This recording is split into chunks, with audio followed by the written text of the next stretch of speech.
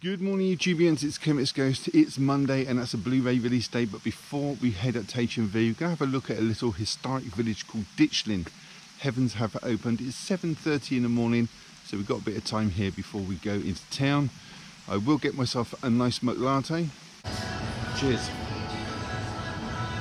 And then I will show you around, see exactly what is out. But first, let's head into the village. So we're going to start off walking down this lane. It is absolutely pouring down with rain. Houses are beautiful, but you do have to be rich to live in this village. Way out of my price range. Going to head over to the pond. You can see the rain hitting the pond there. All the ducks and swans have gone into hiding. So this is St. Margaret's Church in Ditchling, built on a sandy knoll. This was built in the 12th century, but we're not going to have a look at that just yet. We're going to turn the camera around and look at Wings Place. So this is Wings Place, formerly Ditchling Garden Manors, but it's also known as Anne of Cleves House. But to be fair, there are a few Anne of Cleves houses. This was one of the properties which was part of the manor of Ditchling Gardens, one of 5 manors in the parish of Ditchling, and they date back to 1095. And after the dissolution of the monasteries, Henry VIII came into possession of it and granted Anne of Cleves the estate following their divorce. Lucky girl, she could have lost her head. And after her death in 1557, it was given back to the crown.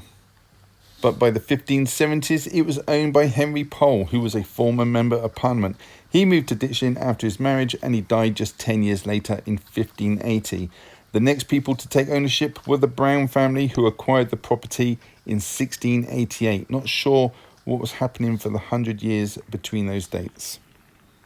So we're now in the high street and we're approaching the old surgery. This was obviously an old doctor's surgery, but now it's been converted to a holiday home that sleeps 2 guests in 1 bedroom at a price of £103 or thereabouts per night. Still got some of the old features. You've got the face there on the wall. You've got the doctor's emblem there on the fence and a plaque. Couldn't read what that said. It was too high.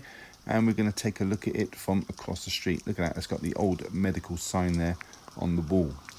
And apparently the owners of the old surgery actually live next door, and when you stay there you do have access to their garden. So now we are going to cross over and head up through the village, and this village, by the way, looks like something from the Wicker Man. We're going to head up to St. Margaret's Church, where apparently Dame Vera Lynn's ashes have been scattered or interred. Not 100% sure, couldn't find any information out about that, but we will go and have a look nonetheless. And here we are in Church Lane.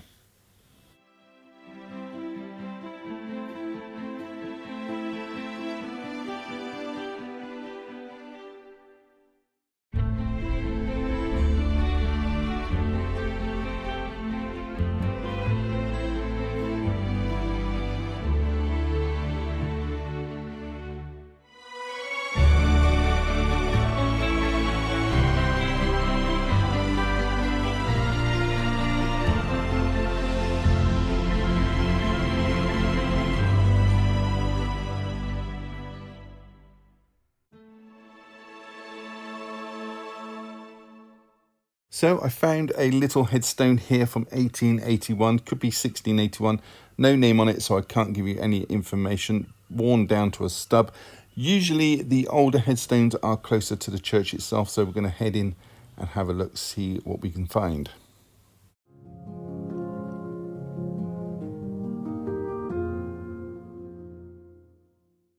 So I found this headstone belonging to Nicholas Catland. I'm not sure who he was, but he was buried here in 1771, 5 years before the Declaration of Independence was signed in America. So a lot of history surrounding this church.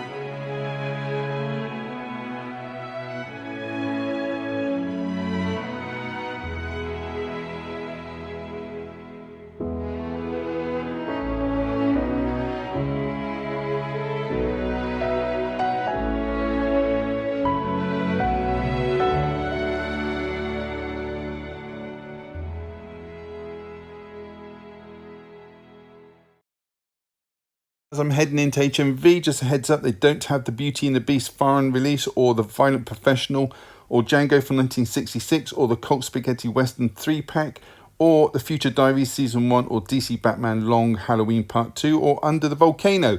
So here we are at New and Trending. So the first title out today is Hell Night. This is released from Black Label and it's spine number 20 as it's a limited edition.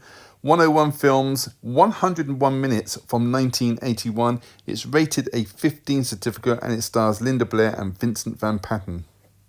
Next from Arrow we have the Dimagen trilogy. It's Dimagen, Return to Dimagen and Wrath of Dimagen from 1966. 3 movies, 250 minutes long. All this for $44.99. And we have another box set from Arrow. It's a limited edition, Vengeance Trials, 4 classic westerns here, 379 minutes worth of movies, which ran from 1966 through to 1970, £54.99. In the BFI section now, we have a film called Baby Mother, which is 82 minutes and it's from 1998, rated a 15, and it's about a young woman who puts together an all-girl reggae group called Nita, Sweeter and Nasty. Over in the Criterion section now, and we have 2 releases today. The first one being Bringing Up Baby. This is from 1938. It's a screwball comedy, 102 minutes long, rated a PG, stars Katharine Hepburn and Cary Grant. Yours for $17.99. And the second title from Criteria is Mirror. This is a biographical foreign drama. It's from 1975, 106 minutes long. It's a digipack and priced at $25.99. And over in the 4K section, we have one release today, which is The Bird with the Crystal Plumage. This is an Italian film from 1970. It's 96 minutes long, rated a 15, and it's about a US writer who's living in Rome and he witnesses and he is helpless to stop an attack, and then he becomes stalked by a serial killer. And we have the Ingmar Bergman Volume 1 box set, which came out today from BFI Video. There's 8 movies in this set, which ran from 1944 through to 1950. Total runtime is 740 minutes. You can actually pick this up cheaper on Amazon for £38.99. So Lisa on her channel, Lisa Loves, she asked if I mind filming in public. Well, obviously I don't mind filming in public. I'm past that stage now where I worry about what people think. But I generally try not to film where there's a lot of people because of the ambient noise around me. Like you've got buses, but in the city people generally just don't look at you when you're talking. It's as simple as that really. So it's a personal thing really. I try to avoid the people because they're just too noisy.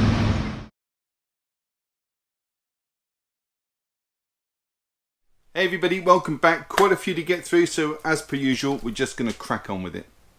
So the first film is Swimming with Sharks. This is a psychological drama from 1994 and it stars Kevin Spacey, everybody's favourite, as Buddy Ackerman and Frank Whaley as Guy. We've also got Michelle Forbes in this as Dawn and Benicio del Toro as Rex. Now it's about a sadistic boss called Buddy, who is a top film mogul and he treats his writer Gary appallingly, but he in turn exacts revenge at a very high cost. Got a runtime of 93 minutes. Let's take a look inside. So inside you get artwork on the disc. So that was 1994's Swimming with Sharks. The next title is an import and it is News of the World. This is an American Western drama starring Tom Hanks as Captain Jefferson Kyle Kidd, who is a Civil War veteran and he travels from small town to small town bringing in the news. He makes a living by reading world news via newspapers for a small fee. Now during his travels he finds a young girl who it seems was taken by Native Americans and brought up speaking their language. The actress who plays the girl is Helen Zengel. She's a German nationality and she is absolutely brilliant. Anyway, she's alone and Jefferson decides to take her to the safety of the Union officials' outposts, but they are completely backlogged, so he takes her with him, planning to return her to the nearest living relatives. So it's a road movie and a very good one. It's not all action, it's nice, slow and relaxed. It's got a runtime of 118 minutes.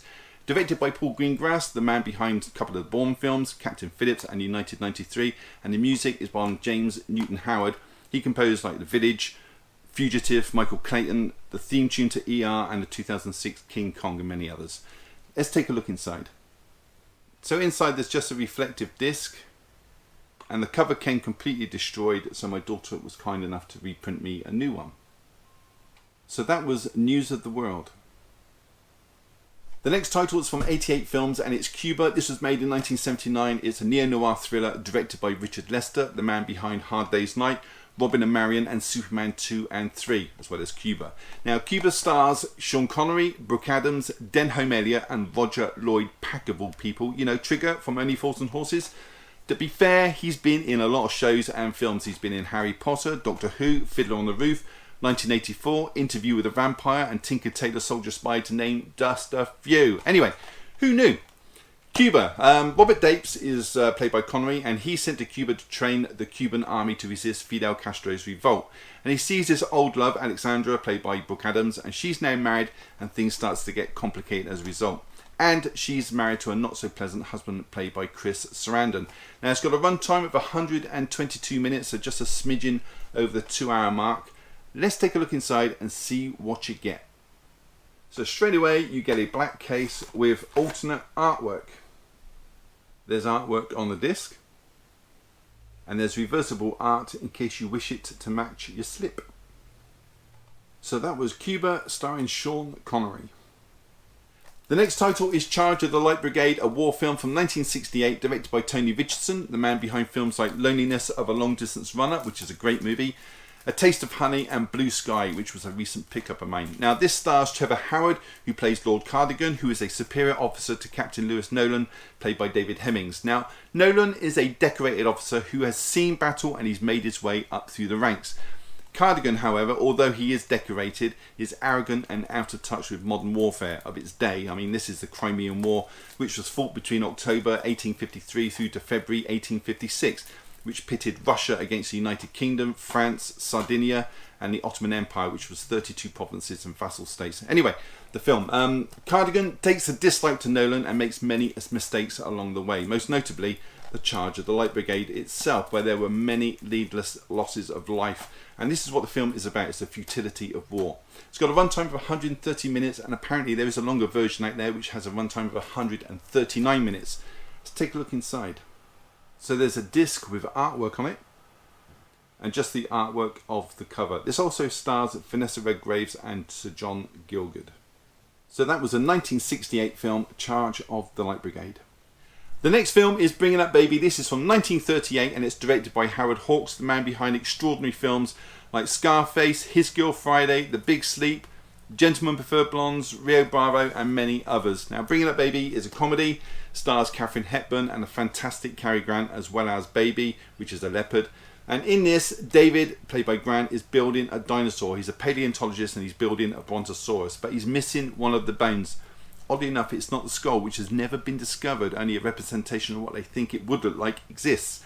Anyway, I digress. So he's building this dinosaur and he needs to impress Elizabeth, played by Mary Robson, who's planning to donate to the museum in which he works. And it's the day before his wedding and he meets Susan, played by Hepburn, who is a complete and utter opposite to what David is, and she doesn't take life seriously at all. And she's been sent this leopard from her brother, and she thinks David is a zoologist, and she ropes him into helping her.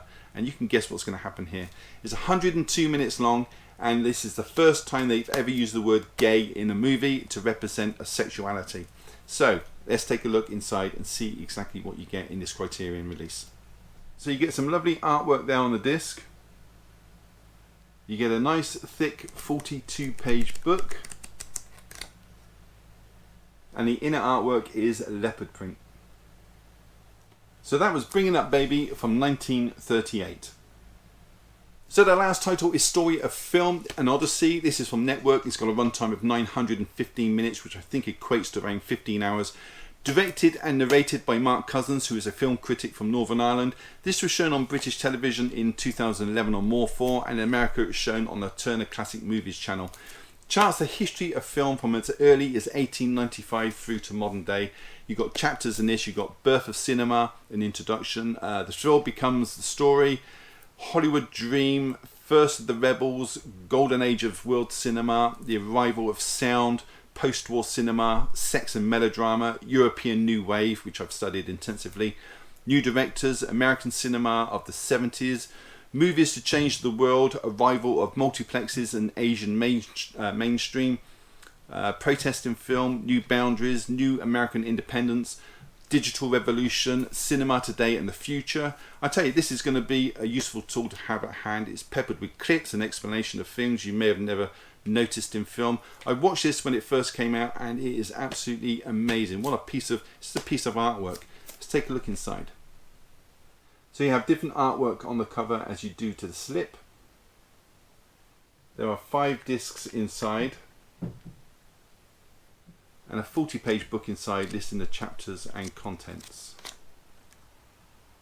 So that is the story of film An Odyssey from Mark Cousins. So that was it. Have you seen any of those, or do you plan to pick any of those up, or do you have something to add? Just put a comment down below and I will get back to you, I promise. Give the video a thumbs up, really does help the channel, and subscribe if you haven't. It's all free, why wouldn't you? And on that note, all that's left to say is thank you for choosing my channel today and watching my video. Take care, and I'll see you all in the next one. Bye.